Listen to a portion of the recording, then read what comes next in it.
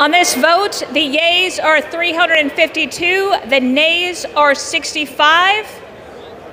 One present, 2/3 being in the affirmative. The rules are suspended, the bill is passed, and without the objection, the motion to reconsider is laid on the table.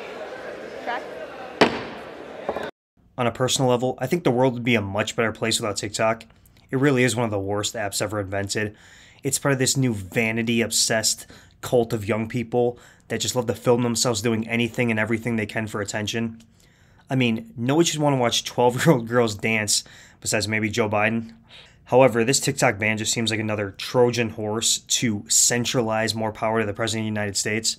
TikTok has 170 million American users through a subsidiary of the Chinese tech firm called ByteDance Ltd., which is beholden to the Chinese government, who's been accused of harvesting American data, which is 100% true, by the way.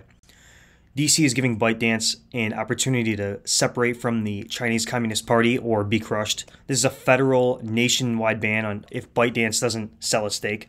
I mean, who is to say Joe Biden won't exercise his power to just shut down any media company that Democrats and uniparty puppet hacks like Dan Crenshaw just deem to be a national security risk? This bill is just too broad, and it needs to be written so that everybody can understand it. Giving the President of the United States this kind of authority just seems like a dark hole and definitely will not end with TikTok. My question to you is, if we're finally admitting that China is the enemy, why don't we just go all out and impose a blockade on Chinese goods?